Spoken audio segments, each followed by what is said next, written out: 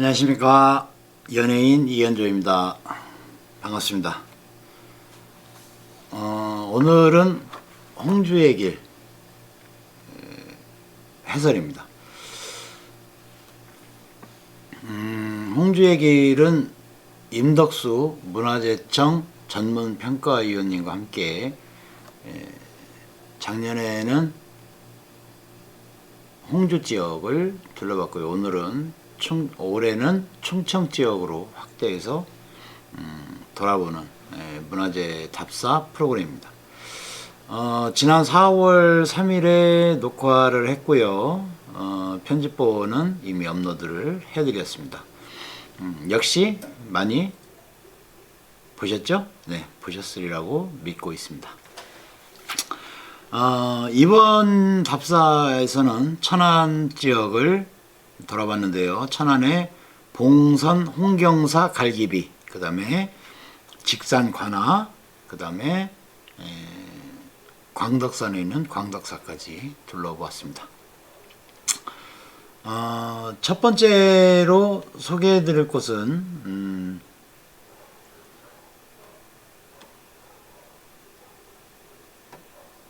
첫 번째는 봉선 갈기비, 홍경사 갈기비를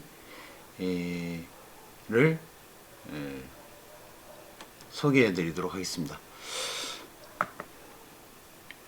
봉선 홍경사 갈기비는 일본 국도변에 있습니다. 일본 국도. 지금 보시는 방향이 홍경사 갈기비에서 천안 방향으로 지금 일본 국도 보고 있고요.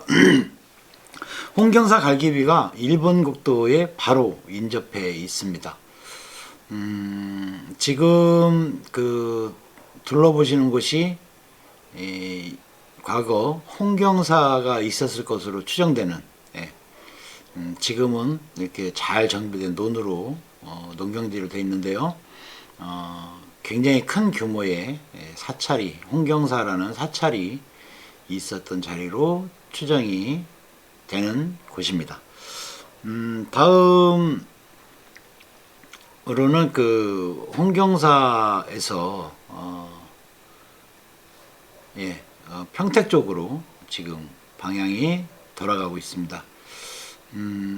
바로 밑에 소나무 있는 곳이 홍경사 갈기비가 있는 위치고요. 갈기비가 있는 위치 외에는 주변이 이렇게 일본 국도와 농경지로 되어 있습니다. 현재는 지금 보시는 방향이 갈기비에서 평택 방향으로 바라보는 곳입니다. 정확한 위치는 직산이고요. 천안시, 지금은 천안시죠. 직산에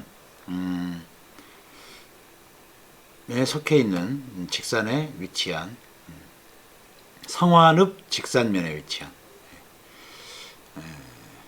홍경사 갈기비 지금 보고 계십니다.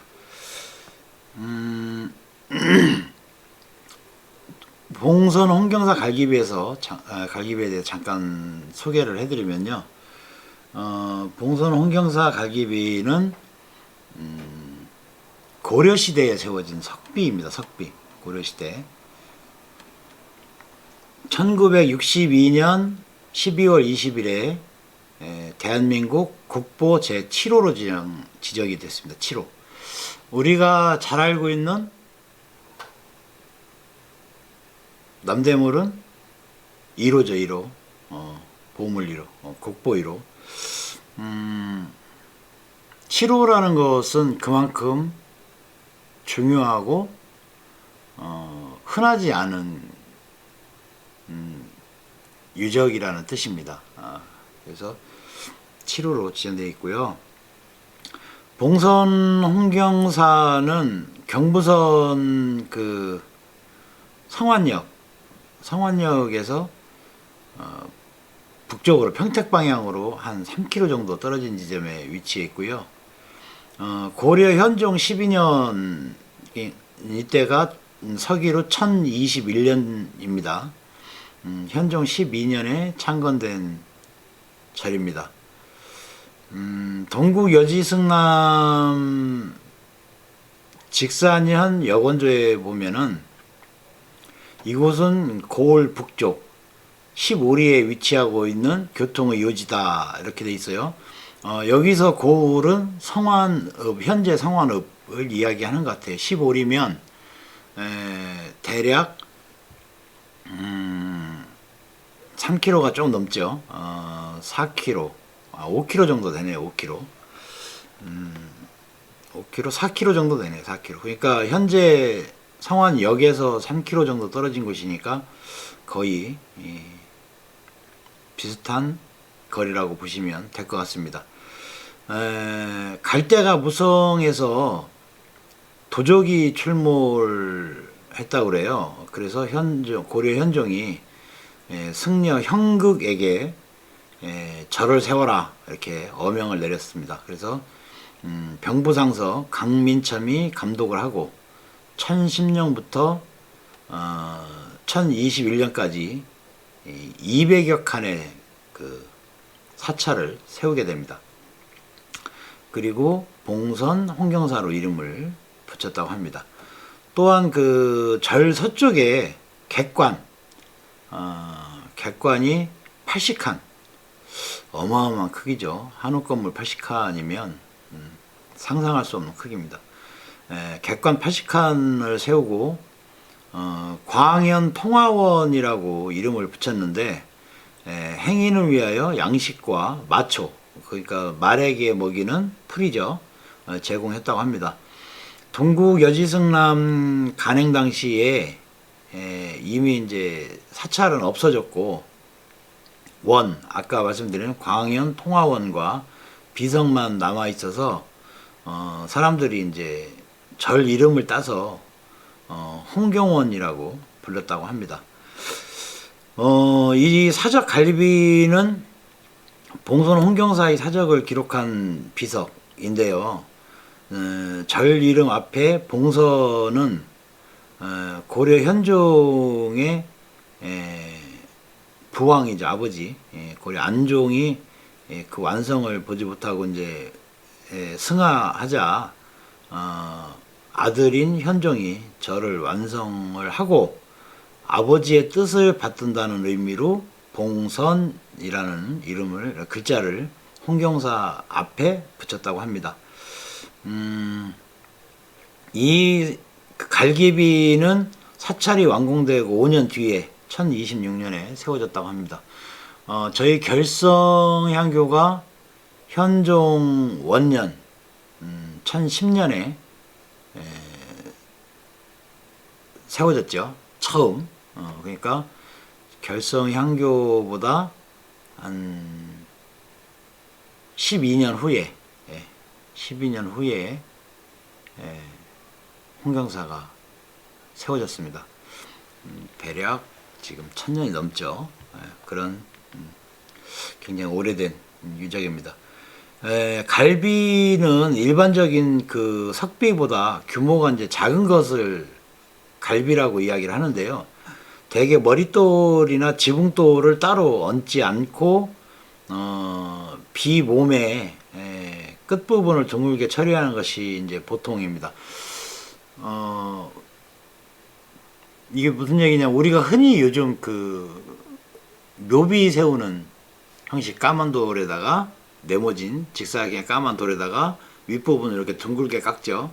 그런 모양의 비석을 갈비라고 합니다. 근데 이 홍경사 갈기비는 거북 받침돌과 머릿돌을 모두 갖추고 있어요. 그래서 귀부는 지대석과 이제 하나의 돌로 되어 있고, 귀부석 등에는 이제 귀관무늬를 새겨 놓고 물고기 지느러미 같은 날개를 머리 양쪽에 새겨서 생동감을 더하고 있고요. 귀부석의 머리는 용의 모습을 하고 있는데, 이 용의 머리가 정면을 보고 있는 게 아니라 오른쪽으로 이렇게 돌리고 있습니다. 이쪽이 오른쪽이군요. 여러분 화면상으로는 이렇게 하셔야 돼요. 저희 기준으로는 오른쪽 이렇게 돌리고 있는. 그래서 왕명으로 비문은 해동공자로 칭해졌던 한림학사 최충이 찬하였고요. 국자승 백현야가 썼으며, 글자는 2.4cm 크기의 해서체입니다. 비신 위편에는 가로로 봉선, 홍경사, 갈기라는 전액이 윤곽되어 있고, 현재 그 비석과 글씨가 온전하게 남아있는 사적비 가운데 하나입니다. 한 번쯤 고려시대 1000년을 넘게 버텨온 비석이니까요. 비록 비석이긴 하지만 혹시 일본 국도를 지나실 일이 있으면 한 번쯤 둘러보셔도 뜻깊지 않을까 생각을 합니다. 다음으로 소개해드릴 곳은 직산관화입니다. 직산관화. 한번 영상으로 일단 드론 영상으로 만나보시도록 하겠습니다.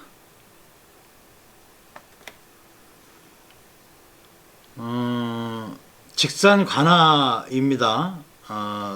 동원이죠, 동원. 관화라고 하면 그 관화 안에 있던 구성 건물들이 모두 갖춰져 있어야 되는데 이 동원 건물만 남아 있으니까 직산관화라고 하면 안 되고 동원이라고, 직산 동원이라고 이야기를 해야 정확할 것 같습니다. 대부분 관화 옆에, 동원 옆에 객사터에는 초등학교들이 대체적으로 있죠. 여기 직산 동원도 마찬가지, 바로 담장을 사이에 두고 초등학교가 있습니다. 그 다음에 교회가 있고요. 저 멀리 뒤쪽으로 산 밑에 있는 기와집 건물이 직산 향교입니다. 향교. 향교가 굉장히 가깝게 있죠.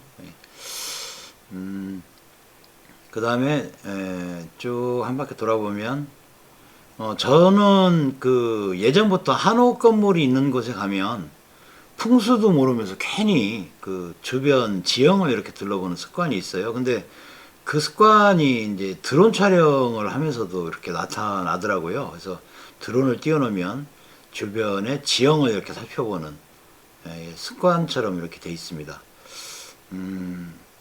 저 초등학교 자리가 객사 자리고요. 관화 중에서, 관화 건물 중에서 동원 건물만 남아있는 직산 동원입니다.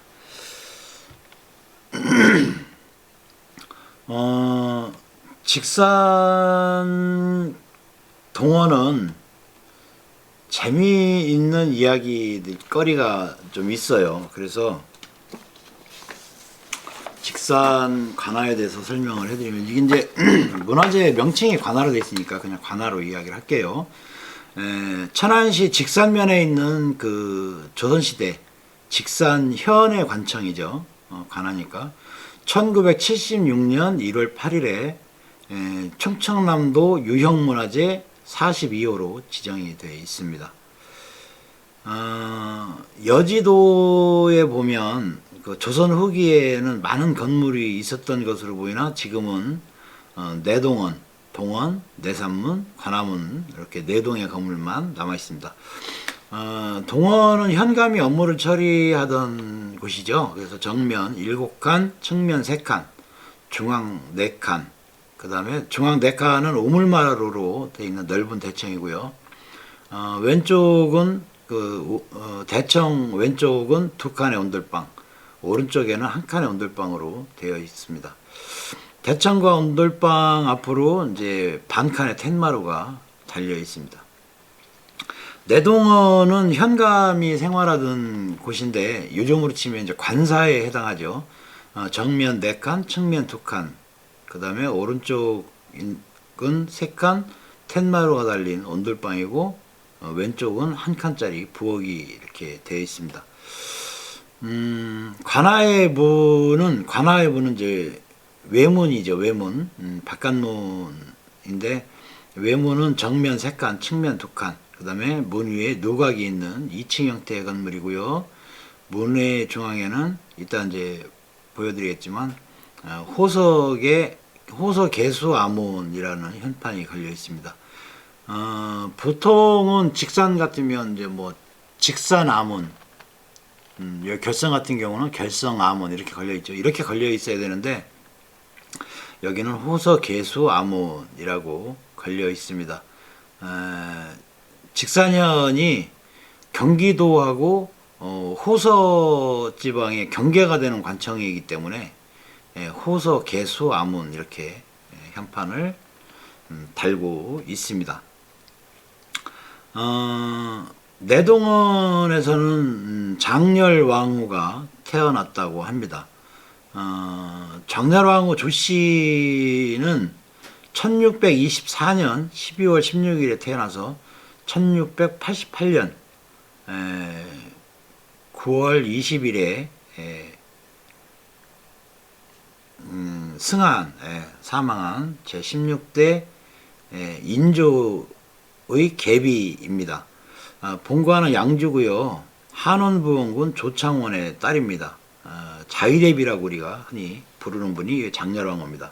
조창원이 이 직산현 현령으로 있을 때 그 내동원 관사에서 장렬왕후가 태어났습니다. 1635년에 승한 인열왕후의 뒤를 이어서 1638년 음력 12월에 인조의 왕비로 책봉이 됐으나 자녀는 두지 못했습니다. 무자식이란 얘기죠. 그러니까 그 인조의 정부인인 인열왕후가 죽은 다음에 그 왕비로 책봉이 됐습니다. 근데 이제 인조하고 사이가 별로 안 좋았나 봐요. 그래서 이제 1645년에 경덕궁으로 거처를 옮깁니다. 별거를 한다는 얘기죠. 별거. 그래서 1649년에 인조가 승하하자 이제 대비가 되죠.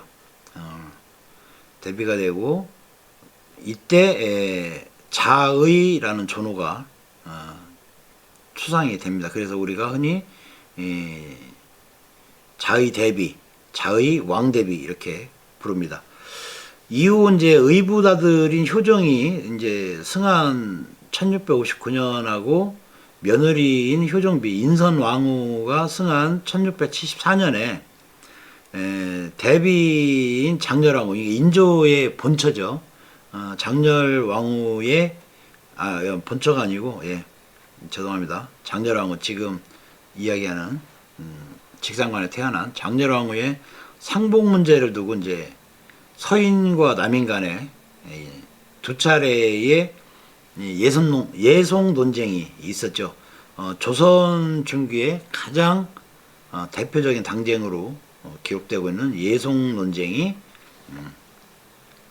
이때 일어납니다. 그래서 참 재미있는 거죠. 그러니까 조선시대 예송 논쟁은 우리 향교하고 무관하지 않은 반드시 좀 알고 넘어가야 되는 거기 때문에 장렬왕후에 대해서 지금 소개를 해드리고 있습니다. 효종이 승하하고 현종이 즉위하자 이제 대왕 대비가 됐으나 이제 스레 자식이 없어서 쓸쓸한 여생을 보내고 증손자인 숙종 때 1688년 9월 20일에 창경궁 내반원에서 65세 나이로 승하를 합니다. 능은 경기도 구리시에 있는 동구릉에 위치한 휘릉이 장렬왕후의 등입니다. 이렇게 직산 관아에 대해서 장렬왕후, 물론 이제 거기 본편의 영상 보시면 뭐 세종도 다녀가고 뭐 이런 기록들이 이제 해설이 있는데 한번 참고를 하시면 좋을 것 같고요. 다음은 광덕사에 대해서 소개를 해드리도록 하겠습니다.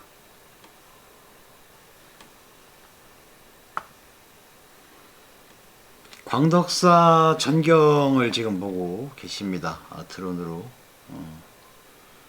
광덕사 입구에 이게 지금 사찰이 2개입니다. 그래서 지금 여기 밑에가 다른 절이고요. 안양사랑 다른 절이고 여기가 이 위쪽에 있는 곳이 광덕사입니다. 지금 광덕산을 보고 계십니다.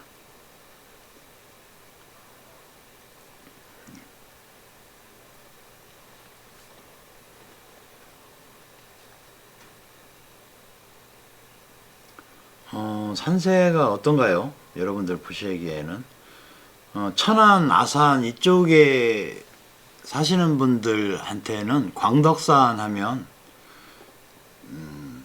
잘 알고 있는 유명한 산이죠. 그리고 주말이 되면 관광객들이 굉장히 많이 찾아오는 광덕산과 광덕사입니다. 예. 광덕산 계곡이 굉장히 그 여름철에 또 휴가지로도 각광을 받고 있는 곳이라고 합니다. 광덕산과 광덕사, 그 다음에 안양사, 지금 입구에 있는 보고 계십니다. 여기까지 보시고요. 다른 영상 하나 더 보여드리도록 하겠습니다.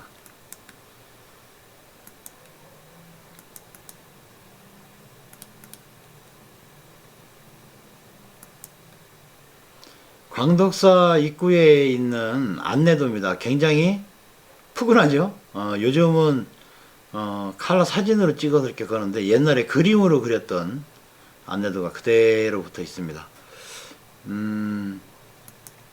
광덕사 연역이 있는데요. 어디든지 문화재 답사를 가면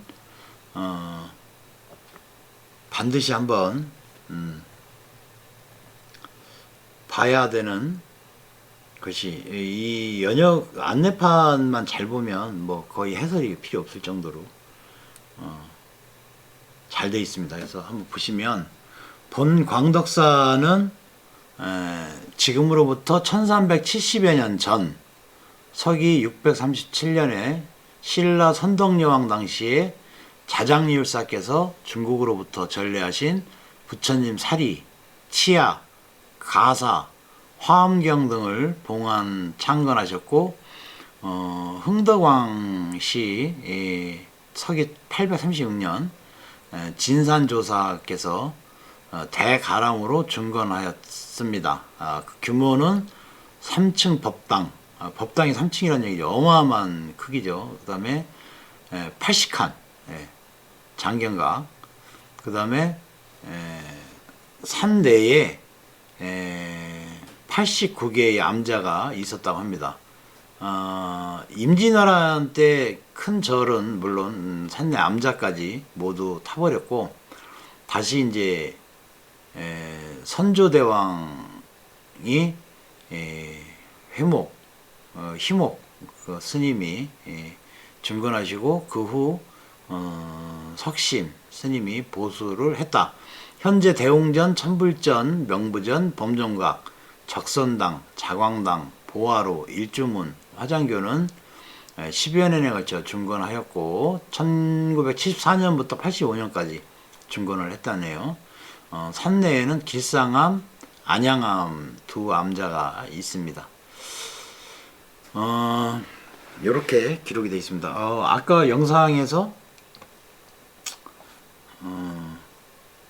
그림이 제대로 제가 화면 전환을 안 한 것 같아요.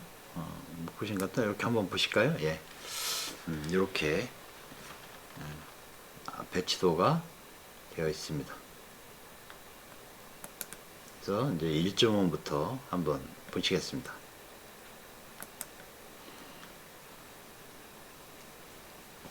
광덕사 1.5입니다. 태화산 광덕사 이렇게 써 있네요. 태화산. 굉장히 웅장하죠, 일주문이.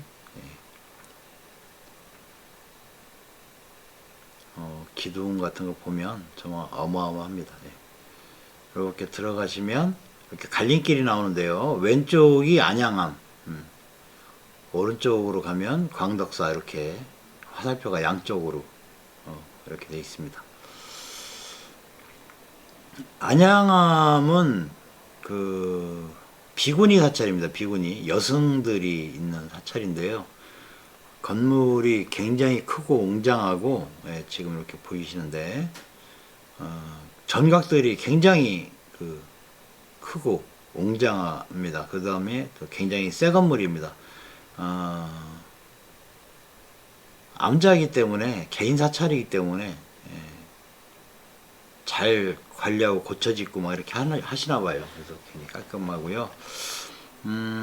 광덕사 입구에 있는 찻집입니다. 찻집. 다원을 지나서 이렇게 조금만 걸어 들어가면 주차장에 차를 놓고 얼마 걷지도 않고요. 그리고 굉장히 평지입니다. 여기는 막 언덕을 오르고 이런 곳이 없어요. 그래서 편안하게 걸어서, 주차장에 차를 놓고 걸어서 이렇게 관람을 충분히 하실 수 있는 지형을 갖고 있습니다. 작은 계곡을 건너서 들어가도록 이렇게 되어 있습니다. 건물이 들어간 입구 길보다 좀 많이 높아요. 언덕은 없는 대신에 사찰 입구에 들어가는 계단이 좀 높습니다. 그래서 그렇게 뭐 건물이 전체적으로 조망되지 않기 때문에 걸어 들어가면서 뭐 사찰이 아름답다거나 이런 거는 좀 느낄 수가 없어요. 지금 호두나무를 보고 계십니다. 중국에서 가져와서 최초로 심었다는 호두나무입니다. 천안 광덕사 호두나무 굉장히 유명하죠. 예. 본편에 보시면 이 호두나무 비에 대해서도 윤덕수 전문위원님께서 설명을 해주시고 계시니까 본편을 참고를 하시면 되겠습니다. 예, 법당이라고 안 하죠. 법당은 대웅전을 보통 법당이라고 그러고, 여기는 광론하는 건물이죠. 입구에 문 겸 뭐 누각으로 쓰는, 그 다음에 범종각 이렇게 지금 보고 계십니다. 나머지 천불전이나 이런 거는 본편 영상과 해설을 참고를 하시면 좋겠습니다.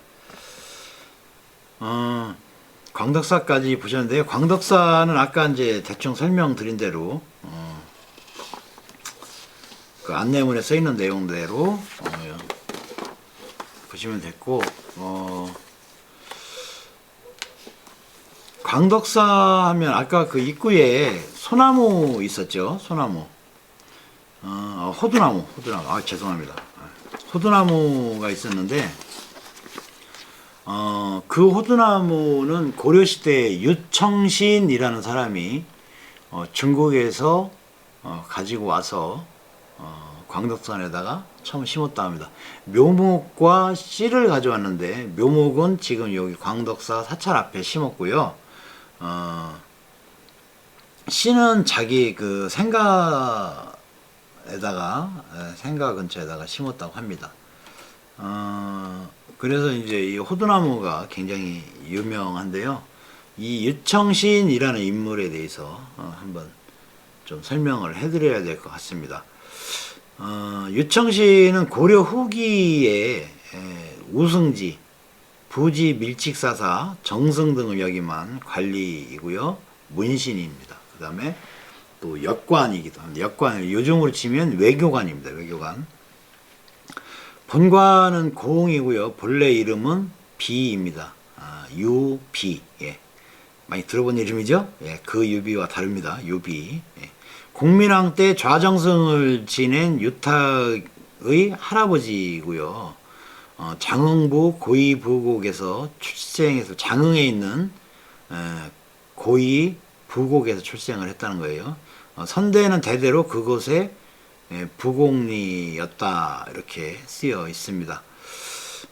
부곡에 대해서는 잠시 후에 설명을 드리도록 하겠습니다. 유청신은 그 몽골어를 잘해서 여러 차례 이제 원나라의 사신으로 내왕을 했고요. 그 공으로 충렬왕의 총애를 많이 받아서 낭장에 임명이 되었다고 합니다. 고려시대에는 부곡리가 오품을 넘을 수 없었지만 특별히 허통되어 장군회까지 올랐다고 합니다. 이후 승진을 거듭해서 1294년 충렬왕 20년에 우승지까지 올랐다고 합니다. 다음 해에 세자의 요청에 의해서 동지 밀직 사사를 감찰대부에 임명되었고 11월 조인규, 인후와 함께 원나라에 파견되어 충렬왕의 전입표를 전달을 하였다고 합니다.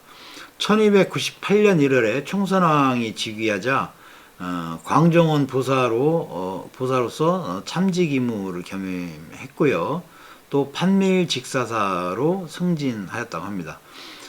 그런데 1295년 충렬왕 25년에 4월 인후 등에 이제 의해서 한이 유무고 사건이 일어나자 여기에 이제 연루돼서 원나라로 압송됐다고 합니다.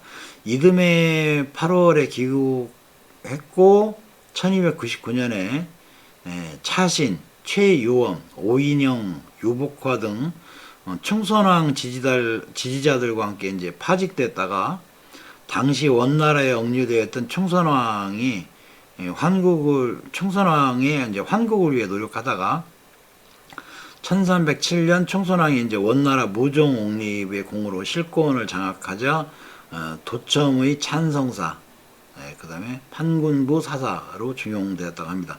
이때 원나라 황제로부터 청신이라는 이름을 받아서 개명을 했습니다. 그래서 이제 이때부터 유청신이라는 이름을 썼다는 거죠. 1310년 8월에 정승에 임명되고 고흥 부원군에 봉해졌습니다. 9월 도첨의 찬성사 고흥군으로 강등됐지만 1313년 3월 다시 정승에 올라서 1321년까지 재임을 했다고 합니다. 1320년에 원나라에서 충선왕이 고려인 환관 임백안 독고사의 참소를 받아 티벳으로 이제 유배가 되기도 했고요. 다음에 4월 충수광 역시 참소를 받아 원나라로 소환되자 왕을 따라 원나라로 갔습니다.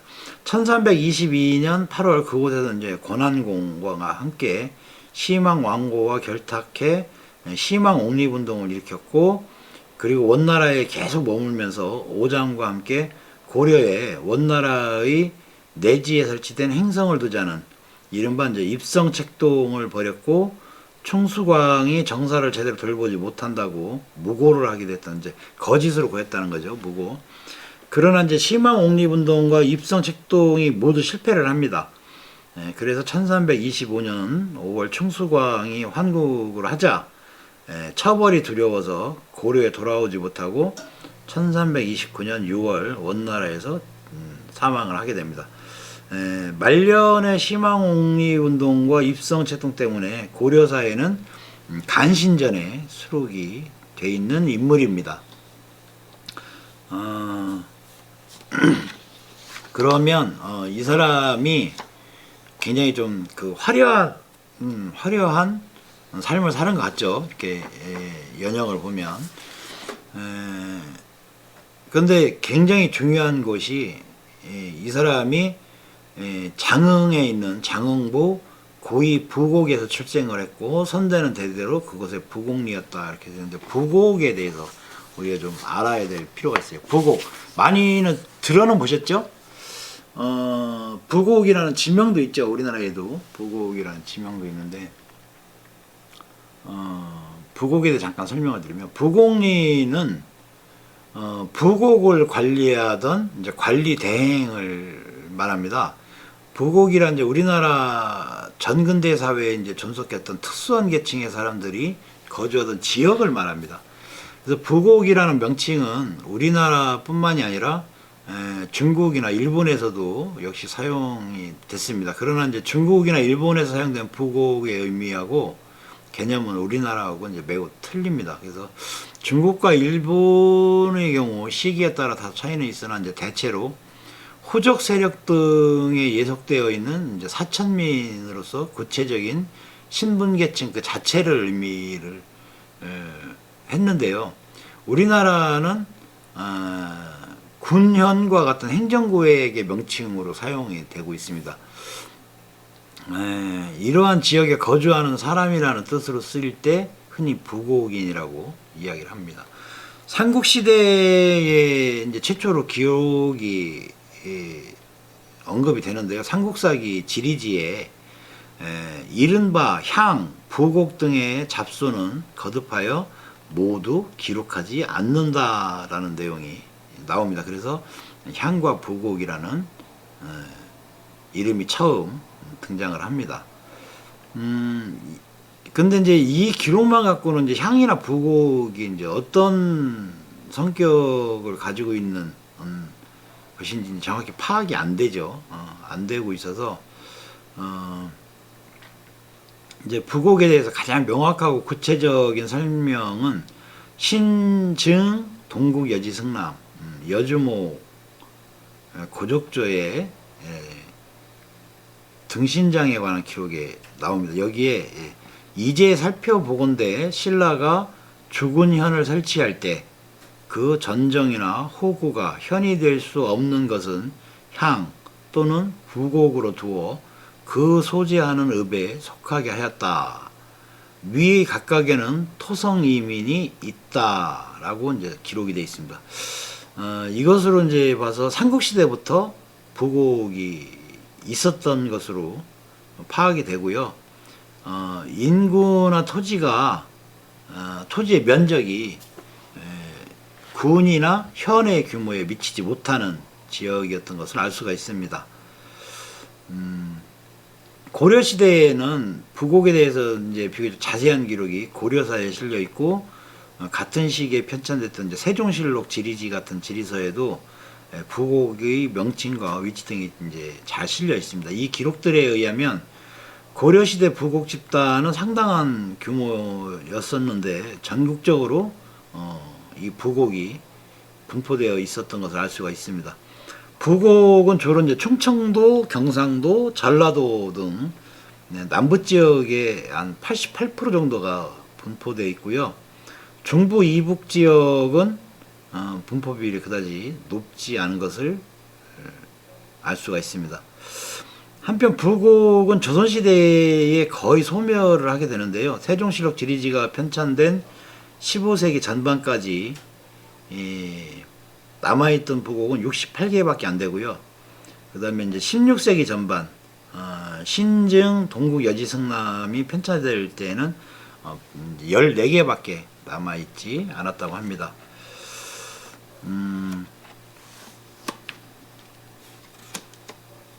부곡은 부곡 집단은 이제 고려 말에서 조선 초까지 사회 변동 과정을 통해서 이제 점차 이제 소멸되게 된 집단인데요. 역사적 의미를 지니는 부곡 집단은 이제 고려 시대에 있었던 부곡 집단, 조선 초에 남아있던 마지막까지 남아있던 부곡은 뭐 별로 크지도 않고 많지도 않고 그래서 별 비중을 차지하지 못하는데 고려 시대에 이제 있던 이런 그 집단을 통틀어서 이제 부곡제라고 하는데 고려 시대 군현제의 하부 구조로 존재했던 것으로 이해가 되고요. 고려 시대 부곡 집단은 대체로 이제 신라 말 고려 초에 후삼국 통합 전쟁의 와중에서 집중적으로 형성이 됩니다. 신라 말 고려 초에 전쟁 때 이제 형성이 됐다는 거예요. 태조실록에 보면 고려 왕조 때 오도 양계의 역자, 진척, 부곡의 주민은 태조 때 명을 어긴 자들로서 모두 천한 역을 지게 되었다라고 기록이 되어 있습니다. 고려 왕조는 후삼국 통합 전쟁 과정에서 왕조에 저항한 호족 세력 지역의 주민들을 강제적으로 이제 부곡민으로 편성을 하고 후삼국 통합 후에 고려는 이 지역들을 법제적으로 부곡제라는 행정구역으로 편성을 해서 군현제의 하부기구로 예속시키고 군현제를 통해서 간접 지배하는 방식을 취했다고 합니다. 부곡의 조민은 크게 이제 부곡리와 부곡인으로 구성이 되어 있는데요. 이들은 모두 농업 생산에 종사하는 점에서 9년제 하의 일반 양인 신분층과 크게 다를 바가 없었습니다. 그러나 이제 반왕조적 집단이었다는 점에서 국가에 의해 이제 부가적으로 특정한 역할을 부담하게 되는데 이제 불평등 대우를 받았다는 거죠. 구체적으로 부곡인은 국가 직속지인 둔전, 그 다음에 공회전, 학전 등을 경작했고, 때로는 군사 요충지에 동원돼서 성을 수축하는 역을 부담하기도 했습니다. 그리고 이들은 이제 국학 입학, 승려가 될 수 있는 자격 등에서 법제적으로 제한을 받고 있었다고 합니다. 둔전은 군사적으로 군량미를 조달하기 위해서 경작하는 농지를 말하죠. 공회전. 그 다음에 학전. 학전은 여기 향교의 하사에서 그 경작물과 경작을 해서 나오는 이득으로 향교 운영비를 쓰게 하는 것을 학전이라고 하죠. 그러니까 고려 때에는 향교가 아니고